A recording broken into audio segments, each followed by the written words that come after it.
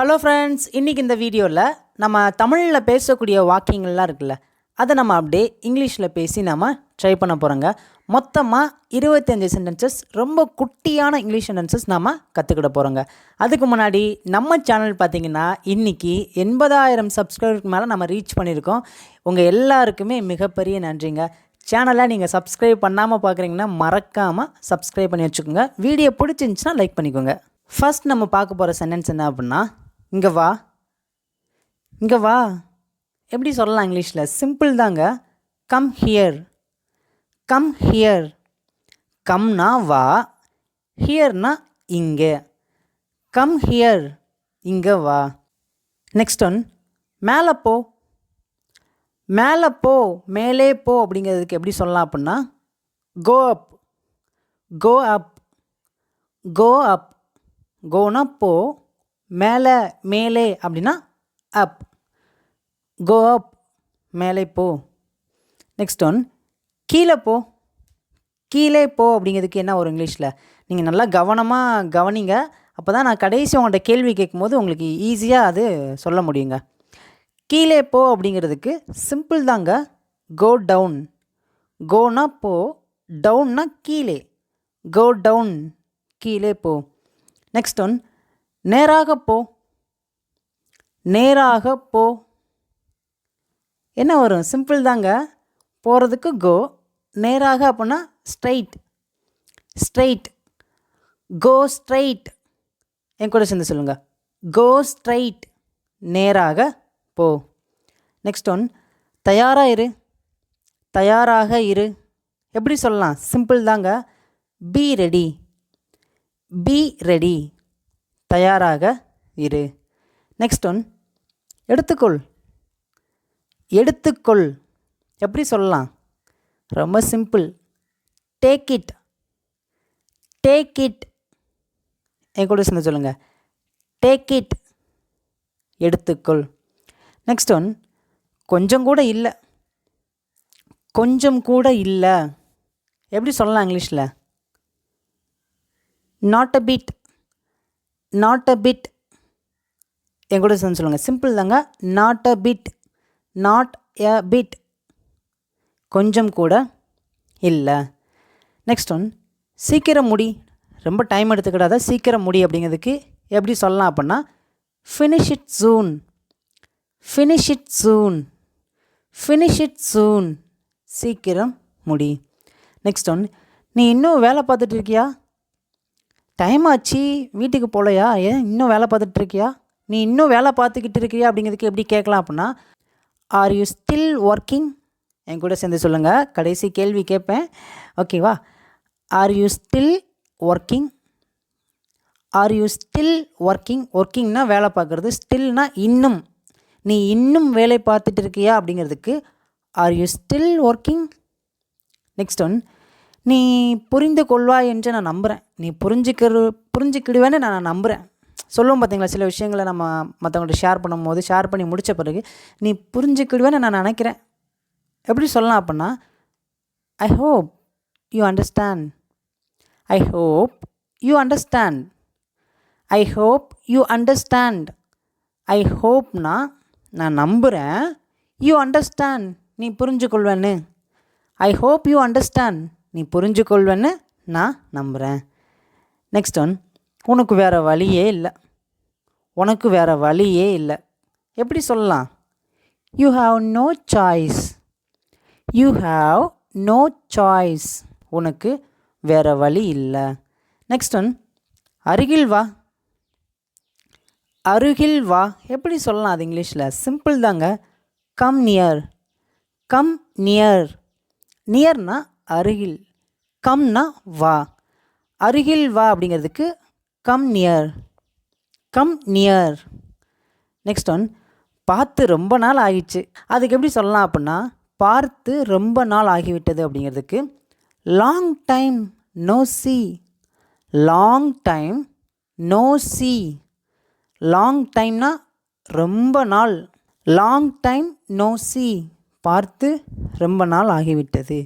Next one, போய்விடு. ஒழுங்காக போயிடு. என் கண்முன்னாடி நிற்காத, ஒழுங்காக போய்விடு அப்படின்னு சொல்லுவோம் பார்த்தீங்களா. போய்விடு அப்படிங்கிறதுக்கு எப்படி இங்கிலீஷில் சொல்லலாம் அப்படின்னா கோ அவே. கோ அவே. என் கூட சேர்ந்து சொல்லுங்கள், கோ அவே, போய்விடு. நெக்ஸ்ட் ஒன், நீங்கள் கவனிக்கிறீங்களா? நான் சொல்கிறத நீங்கள் கவனிக்கிறீங்களா? எப்படி கேட்கலாம் அது? Are you listening? Are you listening? லிசன்னா கவனிக்கிறது. Are you listening? நீங்கள் கவனிக்கிறீங்களா? நெக்ஸ்ட் ஒன், எனக்கு உண்மையை சொல்லு. அம்மா அப்பா சொல்லுவாங்க பார்த்தீங்களா பிள்ளைங்கிட்ட, பொய் சொல்லக்கூடாது, என்கிட்ட உண்மையை சொல்லு அப்படின்னு சொல்லுவாங்க பார்த்தீங்களா. எனக்கு உண்மையை சொல்லு அப்படிங்கிறதுக்கு எப்படி இங்கிலீஷில் சொல்லலாம் அப்படின்னா சிம்பிள் தாங்க. Tell me the truth. Tell me the truth. Tell மீனா எனக்கு சொல்லு. டெல்லுனா சொல்கிறது, மீனா எனக்கு. டெல் மீனா எனக்கு சொல்லு. த ட்ரூத் உண்மையை. எனக்கு உண்மையை சொல்லு அப்படிங்கிறதுக்கு del me the truth. Tell me the truth. Next one, நீ என்னிடம் சொன்னாயா? நீ என்கிட்ட சொல்லாமல் நீ செஞ்சிருவ. நீ என்னிடம் சொன்னாயா அப்படிங்கிறதுக்கு எப்படி இங்கிலீஷில் சொல்லலாம் அப்படின்னா did you tell me? Did you tell me? நீ என்னிடம் சொன்னாயா? என் கூட சேர்ந்து சொல்லுங்கள், did you tell me? Did you tell me?